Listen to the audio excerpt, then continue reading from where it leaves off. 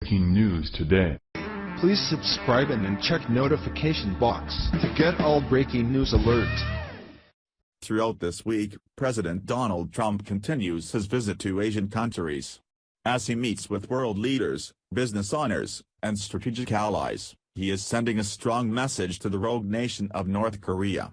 The United States will no longer tolerate their aggressive and reckless behavior. To back his stance, Trump has brought along a few friends, and North Korea is getting a big surprise that will send a bold message to Rocket Man. One of the biggest issues the president has focused on during this trip is what to do with North Korea. Every major nation in the region is concerned with the communist dictatorship.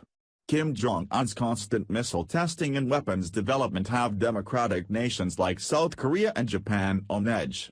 The dictator has regularly promised to destroy his neighbors and to take on America next. It's getting so bad that even China is worried. With President Trump present in Asia, allied nations can meet and make decisions regarding North Korea.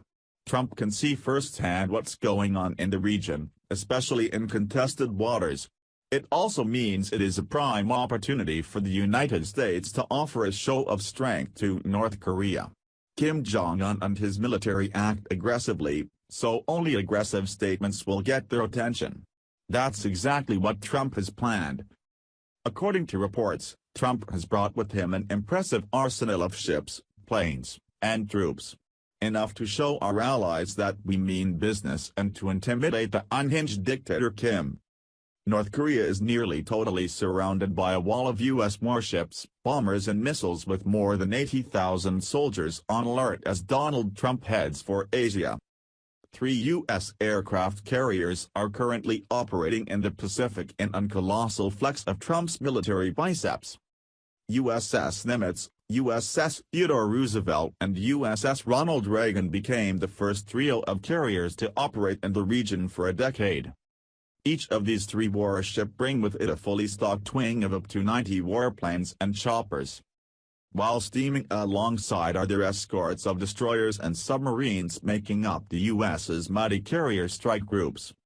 The U.S.'s 7th Fleet has its headquarters in Japan, and brings up to 70 ships and submarines under its command, including 14 missile-packed destroyers. Including troops in over 100 nearby island bases and the U.S. soldiers in South Korea, there are over 80,000 servicemen ready for actions. That's not to mention the 300 tanks stationed just across the border, along with armored vehicles and artillery. You could say that this show of force is needed to ensure the safety of the American president, and you'd be right.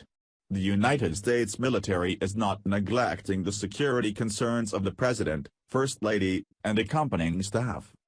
However, you also have to consider the message President Trump is sending with such a powerful amount of vehicles, weapons, and troops.